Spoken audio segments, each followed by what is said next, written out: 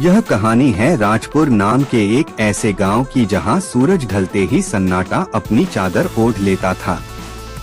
गांव के लोग शहर की चकाचौंध से दूर अपनी एक अलग ही दुनिया में रहते थे। लेकिन इस गांव का एक हिस्सा ऐसा था जहां परिंदे भी पर मारने से कतराते थे।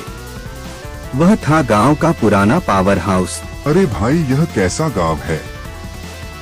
अभी शाम के 7 भी नहीं बजे और ऐसा लग रहा है जैसे आधी रात हो गई हो। मोबाइल का नेटवर्क भी चला गया और अब यह बिजली भी गुल हो गई। संजय जो शहर से इस गांव में घूमने आया था, तभी उसे बाहर से कुछ लोगों की हंसने बोलने की आवाजें आई। बाहर निकला। गांव का एक पीपल का पेड़ था जिसके नीचे कुछ बुजुर्ग और नौजवान बैठे। संजय उन लोगों के पास गया। का यह रोज का क्या झमेला है? शाम होते ही पूरे गांव का फ्यूज उड़ जाता है क्या? मैं पिछले 3 दिनों से देख रहा हूँ। जैसे ही अंधेरा होता है बिजली काट दी जाती है। आओ बेटा बैठो। शहर के लोग घड़ी देखकर चलते हैं, पर यह गांव डर की आहट सुनकर चलता है। यहाँ बिजली हम नहीं काटते, यहाँ की बिजली अपने आप बुझ जाती है। और यकीन मानो इस अंधेरे में ही सबकी भलाई है। हाँ साहब, बिजली आएगी तो वह सब दिखने लगेगा जिसे कोई देखना नहीं चाहता। क्या काका आप भी इन अंधविश्वासों में पड़े हैं? मैं कल सुबह ही उस पुराने पावर हाउस जाऊंगा और देखूंगा कि आखिर गड़बड़ कहाँ है। हो सकता है कोई तार ढीला हो या ट्रांसफार्मर पुराना हो गया हो। संजय की बात सुनते ही वहां बैठे सभी लोगों के चेहरे का रंग उड़ गया। हंसी जाक अचानक एक डरावनी खामोशी में बदल गया। काका ने बड़ी गंभीर नजरों से संजय को देखने लगे।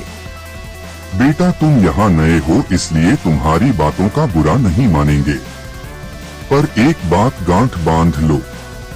उस पुराने पावर हाउस की तरफ जाने वाला रास्ता मौत का दरवाजा है। वो रास्ता उस कुएं के पास से होकर गुजरता है जहां सालों पहले एक हादसा हुआ था। वह जगह अब इंसानों की नहीं रही। वहां हवा भी रुक जाती है और परछाइयां अपने आप चलने लगती है।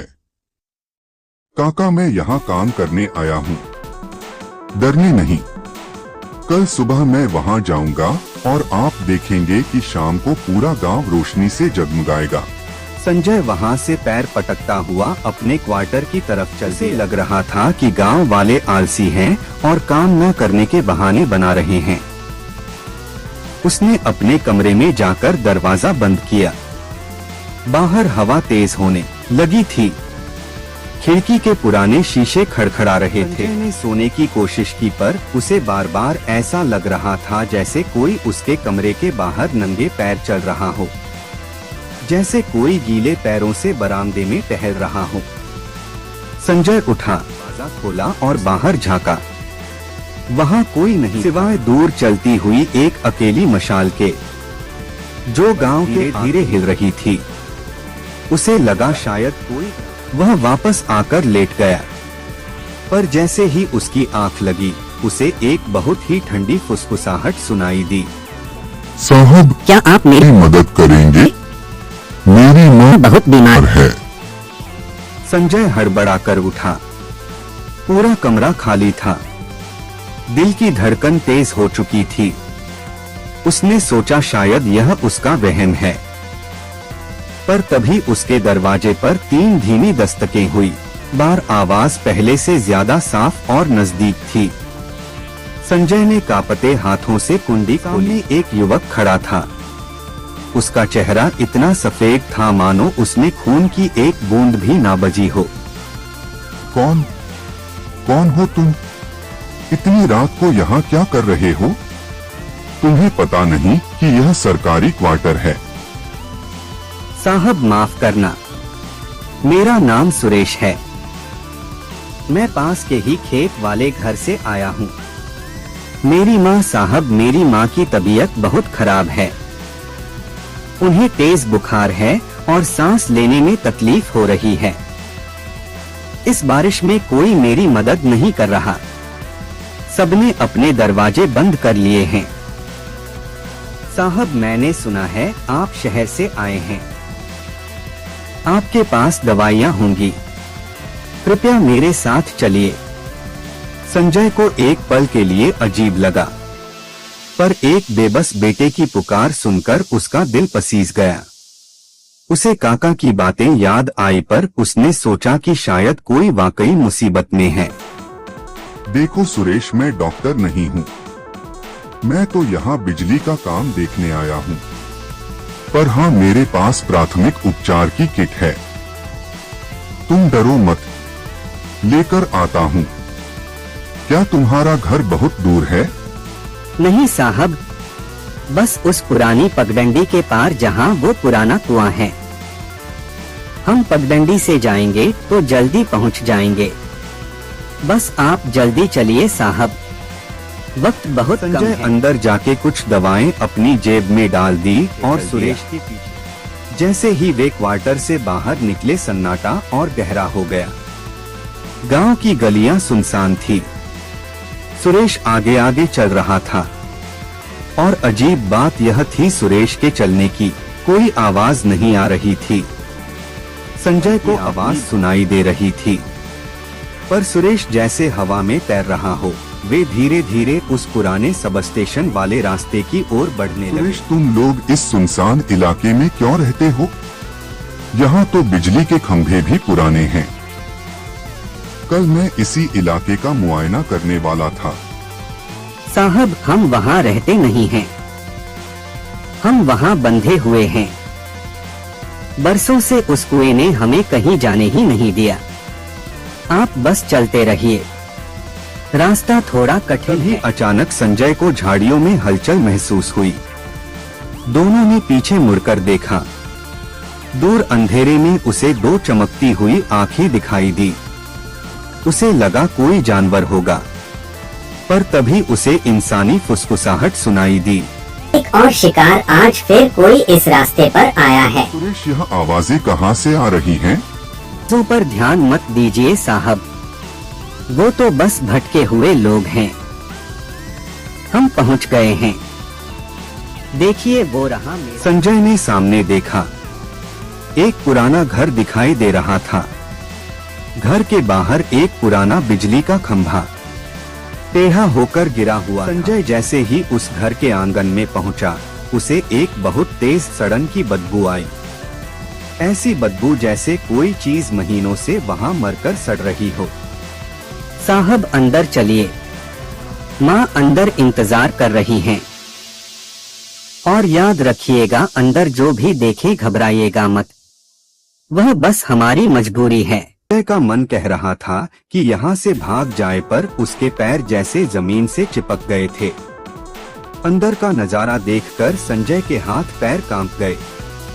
कमरे के कोने में जहाँ मकड़ी के जालों और धूल की एक मोटी परत जमा थी, कमरे के अंदर की हवा इतनी भारी और बदबूदार थी कि संजय को सांस लेने में भी तकलीफ हो रही थी। वह सड़न की महक अब असहनीय हो चुकी थी। एक पुरानी लकड़ी की खाट बिछी हुई थी, जिस पर एक सफेद चादर से ढकी हुई आकृति लेटी थी। सुरेश, सुरेश, कहाँ हो तुम? यहाँ इतनी बदबू क्यों है? और यह तुम्हारी माँ क्या यह सो रही है? कमरे में कोई जवाब नहीं आया।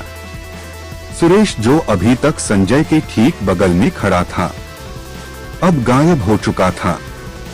तभी खाट पर लेटी हुई उस आकृति में हलचल हुई।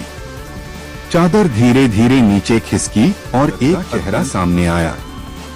उसका चेहरा झुर्रियों से भरा हुआ था। आंखें धंसी हुई थी और रंगत बिल्कुल राख जैसी थी। उसने अपनी सूखी और पीली आंखें खोली और सीधे संजय की ओर देखा। आ गए बेटा। सुरेश कह रहा था कि शहर से कोई नया साहब आया है जो गांव का अंधेरा दूर करेगा। क्या तुम मेरा अंधेरा भी दूर कर दोगे? संजय के गले से आवाज नहीं निकल रही थी। उसके नाखून काले और लंबे थे और उसकी खाल हड्डियों से ऐसे चिपकी थी जैसे वह कोई कंकाल हो। जी जी माँ जी, सुरेश ने कहा कि आपकी तबीयत खराब है, उसे बुलाइए, मैं दवाइयाँ लाया हूँ। दवाई अब दवाइयों का वक्त गुजर चुका है बेटा, अब तो सिर्फ हिसाब का वक्त है। देखो देखो बाहर उस खंभे को, वो खंभा आज वही टूटा हुआ खंभा जो सुरेश के घर के बाहर गिरा था, अब अजीब तरह से चमक रहा था। अचानक कमरे की दीवार पर सुरेश की परछाई दिखाई। सोच रहे होंगे कि मैं आपको यहाँ क्यों लाया। यह कोई घर नहीं है, यह एक जेल है। 2 साल पहले जब यह खंभा गिरा था तब गांव के लोग तमाशा देख रहे थे। किसी ने बिजली काटने की कोशिश नहीं की। मैं यहाँ तड़पता रहा। मेरी माँ मुझे बचाने आई और वह भी इसी नीली बिजली की चपेट में आ गई। संजय ने देखा कि बूढ़ी औरत खाट से उठकर बैठ गई थी। तो तुम लोग मर चुके हो। सोमेश, मुझे जाने दो, मेरा इसमें क्या कसूर है? मैं तो बस तुम्हारी मदद करने आया था। कसूर आपका नहीं है साहब, कसूर उस सिस्टम का है जिसने हमें भुला दिया। पर आज रात वो खंभा फिर से जिंदा होगा। उसे एक बलि चाहिए ताकि गांव की बिजली हमेशा के लिए लौट सके। मेरी माँ को मुक्ति तभी मिलेगी जब कोई इस खंभे को अपने हाथों से छुएगा और सारा करंट अपने अंदर सोख लेगा। संजय समझ गया कि सुरेश उसे बचाने नहीं बल्कि एक रूहानी सौदे के लिए यहाँ लाया है। वह बूढ़ी औरत अब संजय के बिल्कुल करीब आ चुकी थी। उसके मुंह से निकलने वाली ठंडी भाप संजय के चेहरे को छू रही थी। डरो मत बेटा, बस एक बार उस तार को पकड़ लो, सब ठीक हो जाएगा। सारा गांव रोशनी से नहा उठेगा। क्या तुम एक नेक काम नहीं करोगे? तभी अचानक संजय को ऐसा लगा जैसे वह किसी घर में नहीं बल्कि किसी कब्र के अंदर खड़ा है। उसने अपनी आंखें बंद की और जोर जोर से भगवान का नाम जपने लगा। नहीं, यह झूठ है। तुम लोग मुझे मारना चाहते हो, मुझे छोड़ दो। जैसे ही संजय ने अपनी आंखें खोली, उसने देखा कि सुरेश और उसकी माँ उसके सामने खड़े होकर उसे घूर रहे थे। उनकी आंखें अब पूरी तरह से काली हो चुकी थी। तभी बाहर से एक जोरदार बिजली कड़की और पूरे घर में एक नीली रोशनी फैल गई। संजय ने देखा कि सुरेश का हाथ उसकी गर्दन की तरफ बढ़ा हक रहा था। संजय की सांस रही थी। वह कमरे के एक कोने में दुबक गया था। सुरेश का हाथ जो किसी ठंडी बर्फ की सिल्ली जैसा था, संजय की गर्दन की तरफ बढ़ रहा था। कमरे की हवा इतनी ठंडी हो चुकी थी कि संजय के मुंह से निकलने वाली भाप उसे साफ दिखाई दे रही थी। वह बूढ़ी औरत खाट पर बैठी बैठी अब किसी बेसुरी आवाज में रोने लगी थी। पर वह रोना दुख का नहीं बल्कि एक भूख का था। सुरेश, रुक जाओ। तुमने कहा था कि तुम अपनी माँ के लिए मदद चाहते हो। क्या किसी बेगुनाह की जान लेना ही तुम्हारी मदद है? अगर तुम मुझे मार दोगे तो तुम में और उन गांव वालों में क्या फर्क रह जाएगा जिन्होंने तुम्हारी मदद नहीं की थी? संजय की बात सुनकर सोमेश का हाथ एक पल के लिए हवा में ही रुक गया। उसकी काली आंखों में एक पल के लिए दर्द की चमक दिखाई दी, पर अगले ही पल वह फिर से पत्थर जैसी कठोर हो गई। घर की दीवारों से अब गीली मिट्टी झड़ने लगी थी और खिड़कियों के बाहर वही नीली बिजली अब और तेज कड़क रही थी। साहब, यहाँ कोई बेगुनाह नहीं है। खामोश रहना भी एक जुर्म है। जब मेरा दम घुट रहा था तब सब अपने घरों में दिए जलाकर बैठे थे। आज तुम्हें उस बिजली को महसूस करना होगा जिसने हमारे सपनों को जलाकर राख कर दिया। अचानक घर का दरवाजा जो अभी तक पत्थर की तरह जमा हुआ था, खुद ब खुद जोरदार आवाज के साथ खुल गया। बाहर के तूफान ने घर के अंदर की धूल को एक चक्रवात की तरह घुमा दिया। मैंने मौका देखा और बिना सोचे समझे सुरेश के बगल से बाहर की ओर भागा। मुझे भागना होगा यहाँ से दूर गांव की तरफ। अगर मैं उस कुएं के पास पहुँच गया तो शायद गांव वाले मुझे देख लें। संजय बारिश और कीचड़ में फिसलते हुए भाग रहा था। पीछे से उसे सुरेश की डरावनी हंसी के चीखने की आवाजें सुनाई दे रही थी। वह पगडंडी अब किसी भूल भुलैया जैसी लग रही थी। संजय जितनी तेज भागता उसे ऐसा लगता कि वह वापस उसी पुराने घर के सामने आ गया है। तभी भागते कुएं के पास पहुंचा जिसे गांव वाले यम का द्वार कहते थे। कुआं गहरा और काला था और उसके चारों ओर वही पुरानी बिजली के तार लिपटे हुए थे। संजय रुक गया। कुएं के अंदर जहां पानी नहीं बल्कि काले धुएं जैसा कुछ उबल रहा था। संजय रुको मत, हमारे पास आओ।